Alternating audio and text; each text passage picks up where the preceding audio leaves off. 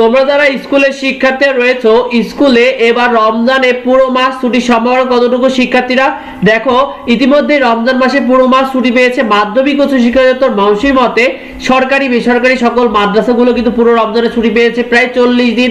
অন্যদিকে সরকারি বেসরকারি যে কলেজগুলো রয়েছে তারাও প্রায় রমজানে ছুটি পেয়েছে 36 দিন, যেখানে স্কুলে কিন্তু 19 দিনের কথা উল্লেখ রয়েছে।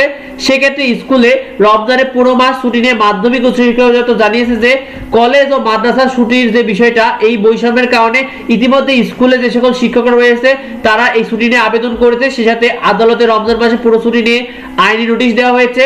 এখানেই থেমে নেই শিক্ষার্থীরা, তোমাদের স্কুলে রমজান মাসে ছুটি নিয়ে ইতিমধ্যে হাইকোর্টে একটা রিট করা হয়েছে, যেখানে আইনজীবী ইলিয়াস আলী মন্ডল জানিয়েছেন যে রমজানে স্কুল বন্ধ চেয়ে ইতিমধ্যে হাইকোর্টে রিট করা হয়েছে, যেখানে শিক্ষা সচিব অর্থাৎ তোমরা যারা মাধ্যমিকের শিক্ষার্থী রয়েছে এবং প্রাথমিক ও গণশিক্ষা সচিব অর্থাৎ প্রথম থেকে পঞ্চম শ্রেণীর শিক্ষার্থী রয়েছে, তোমাদের সকল স্কুলে আসলে ছুটির জন্য তাদের কাছে একটা রিট করা হয়েছে। এবং সেখানে আরো উল্লেখ করা হয়েছে যে হাইকোর্টের রিটে উল্লেখ করা হয়েছে যে রমজান মাসে পুরো মাস বন্ধ না রাখলে কিন্তু কঠোর ব্যবস্থা নেওয়া হবে। অর্থাৎ যদি রমজান মাসে পুরো মাস স্কুল বন্ধ না রাখা হয় সেক্ষেত্রে শিক্ষামন্ত্রীর বিরুদ্ধে কঠোর ব্যবস্থা নেওয়া হবে। এটা কিন্তু সেই রিটে উল্লেখ করা হয়েছে। শিক্ষার্থীরা, তোমাদের রমজান মাসে পুরো মাসের ছুটির বিষয় নিয়ে ইতিমধ্যেই মাধ্যমিক উচ্চ শিক্ষা অধিদপ্তর মহসি জানিয়ে দিয়েছে যে এবার রমজান মাসে পুরো মাস ছুটির বিষয়টা তাদের কাছেও কিন্তু ইতিবাচক বলে মনে হচ্ছে। অর্থাৎ তারা বলছে যে এই বিষয়টা তারা এবার মেনে নেবে, কারণ যেহেতু কলেজ ও মাদ্রাসাগুলো পুরো ছুটি পেয়েছে সেখানে স্কুলের শিক্ষার্থীদের সাথে এই বৈষম্য রাখা যাবে না। এক্ষেত্রে তারাও কিন্তু একমত প্রকাশ করেছে।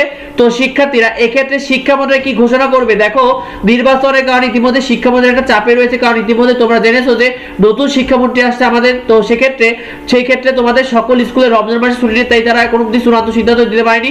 যেহেতু 19 ফেব্রুয়ারি থেকে রমজান মাস শুরু হচ্ছে, সেহেতু খুব দ্রুত আপডেট আসবে এবং আপডেট আসা মাত্র আমরা তোমাদেরকে জানিয়ে দেবো। শিক্ষার্থীরা, তোমরা রমজান মাসে ছুটি নিয়ে বেশি বেশি করে লেখালেখি করো, যাতে এই বিষয়গুলো অন্যরা জানতে পারে, অন্যরা সচেতন হয়। দেখা হয় পরবর্তী ভিডিওতে, পরবর্তী আপডেটে। ধন্যবাদ সবাই।